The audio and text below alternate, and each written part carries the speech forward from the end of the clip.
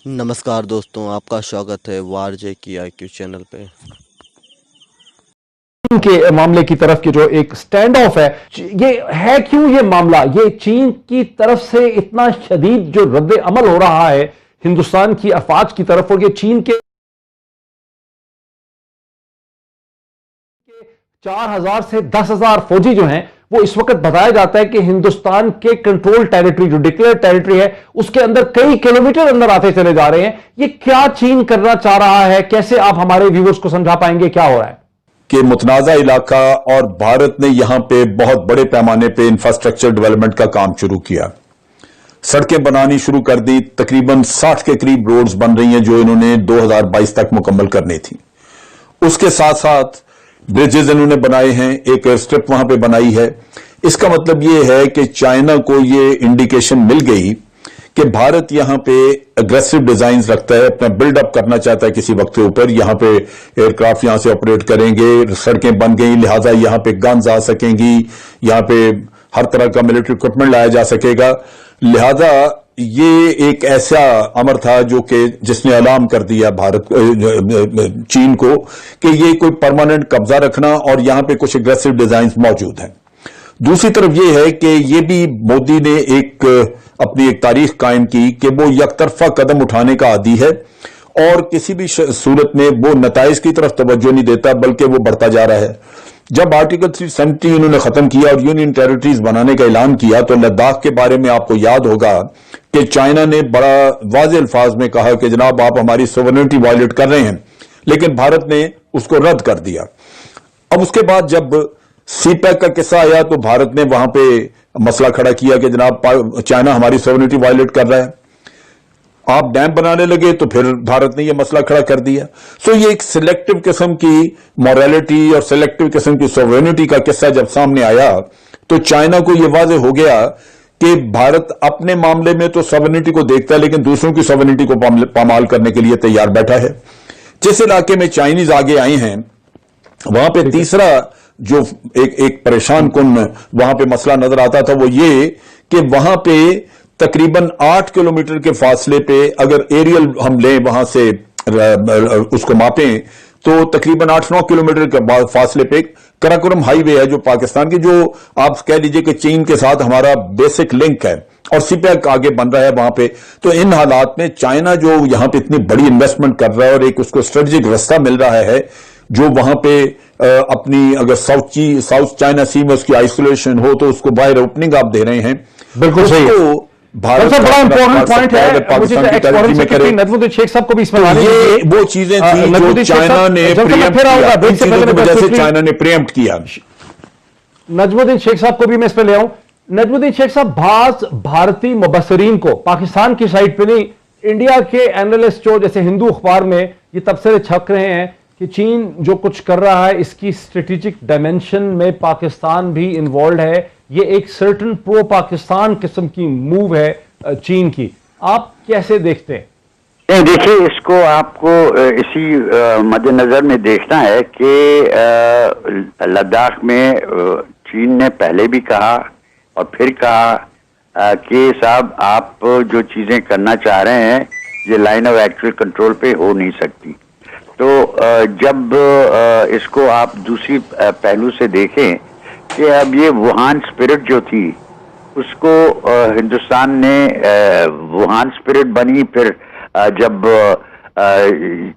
Xi Jinping आए हिंदुस्तान में आए और ये कहा गया कि साहब हिंदुस्तान चाह रहा है कि हिंदुस्तान में इन्वेस्टमेंट हो चीन की और चीन के साथ रिश्ता बढ़े और हमारे साथ सिर्फ वो हमारा रॉ मटेरियल न खरीदें लेकिन हमें मौका दें कि हम चीन के मार्केट को एक्सप्लॉइट कर सके। चीन अभी भी हिंदुस्तान का यूरोप के बाद दूसरे नंबर पे ट्रेडिंग पार्टनर था, अब शायद तीसरे नंबर पे आ गया है क्योंकि चीन अब दूसरे नंबर पे अमेरिका है।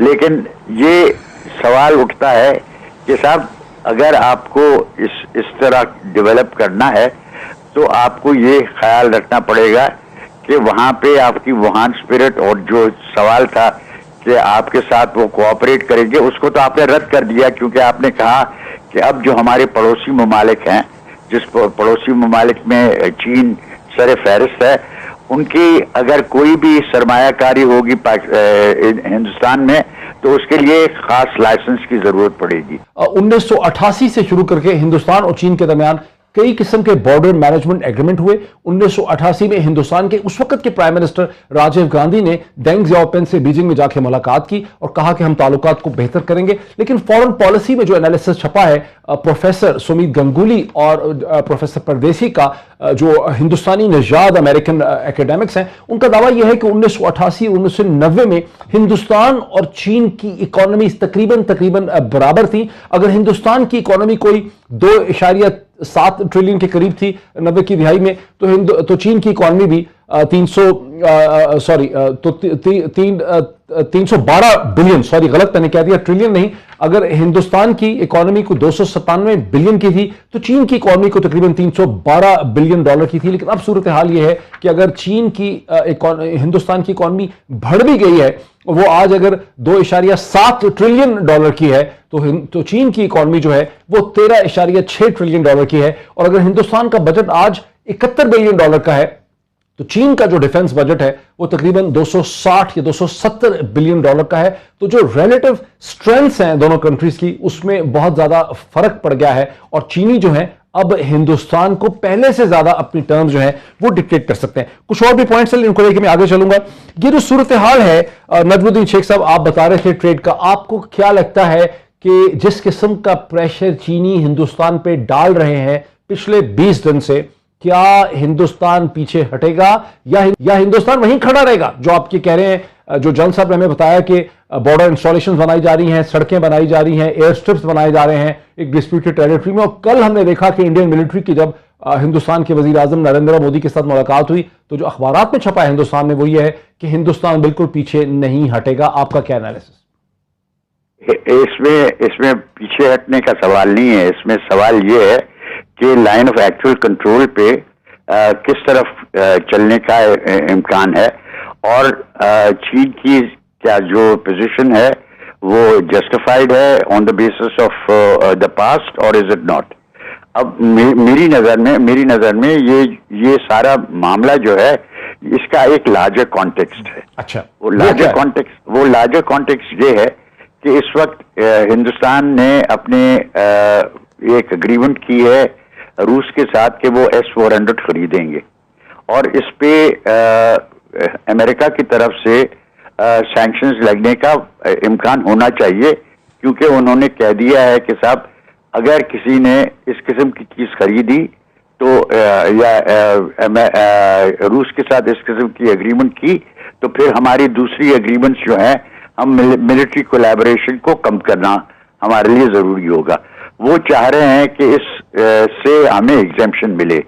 इस वक्त ये कैसे फिट होगा बॉर्डर डिस्प्यूट में, ये जो तनाजुर आप दे रहे हैं? देखिए, मैं आपको कह रहा हूं कि इसको लार्जर कॉन्टेक्स्ट में देखना है कि ये चीन के साथ सिर्फ नहीं है। इसका बड़ा कॉन्टेक्स्ट ये है कि चीन और अमेरिका का रिश्ता किस नौइयत का है और उसमें किरदार किस नौइयत का हिंदुस्तान प्ले कर सकता है। अब ये लोग कहेंगे कि ये अब मैं जरा इसको खींच रहा हूं, मैं खींच रहा नहीं हूं। ये इसमें कॉन्टेक्स्ट जो है वो एक बहुत जरूरी है कि इसका असर किस नौइयत का पड़ेगा हिंदुस्तान और पाकिस्तान के सिलसिले में। अच्छा, हिंदुस्तान और अमेरिका के सिलसिले में। अमेरिका एक चीज चाहता है, अमेरिका चाहता है कि हिंदुस्तान उनके साथ खड़ा रहे और हिंदुस्तान एक बुलवक बने चीन के खिलाफ।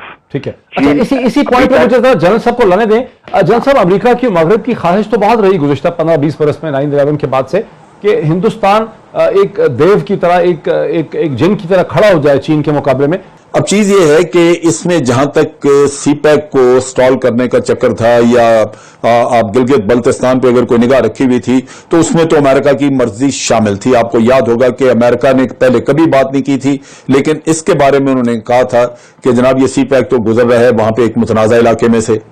ये आपको जहन में रखना चाहिए कि अमेरिका किसी न किसी शक्ल में इस मामले में इंडिया को सपोर्ट करे। Very interesting. लेकिन असल किस्सा ये है कि क्या अमेरिका उसको बाद में यूज कर सकेगा, जहां इंडिया के पांव जो हैं वो लरज रहे हैं, वो नहीं कर रहे।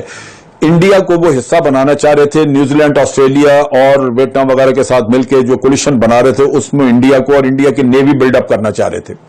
मैंने रिसेंट इंटरव्यू सुना जिसमें कि इनके चीफ ऑफ डिफेंस स्टाफ ने कहा कि हमें एयरक्राफ्ट कैरियर्स और बड़ा कुछ अमेरिका बेचना चाहता है, वो हमें देख रहा अपनी नजर से, हमें उसकी जरूरत नहीं। इसका मतलब यह है कि इंडिया ये नहीं चाहता कि वो अमेरिका का आलाकार बन के चाइना के खिलाफ जंग लड़े, क्योंकि चाइना के साथ उनकी सरहदें मिलती हैं। अमेरिका तो दूर बैठा है, असल भुगतने वाले होंगे Indians. So naturally they are very careful. लिहाजा वो अमेरिका से हमायत तो लेना चाहेंगे, लेकिन वो जो कोलिशन बनती नजर आ रही थी जिसमें कि वो उस नेक्सस का हिस्सा लगता था कि बनने जा रहे हैं, वो नहीं बनेंगे। दूसरी तरफ यह है कि पाकिस्तान को चूंकि रशिया की हमायत मिलनी शुरू हो गई, थोड़ा सा पीछे आपको क्या आप ये कह रहे हैं कि क्या आप ये भी कह रहे हैं कि हिंदुस्तान की तरफ से, क्या आप जन साहब ये भी कह रहे हैं कि हिंदुस्तान की तरफ से जो एक जारहाना एग्रेसिव स्टैंड था सीपैक की तरफ, गिलगित बल्तिस्तान की तरफ, तो चीन के इस एक्शन से चीन ने इनडायरेक्टली हिंदुस्तान की मिलिट्री एस्टैब्लिशमेंट को और पॉलिटिकल एस्टैब्लिशमेंट को एक पैगाम भी दिया है कि hands of Gilgit Baltistan and CPEC.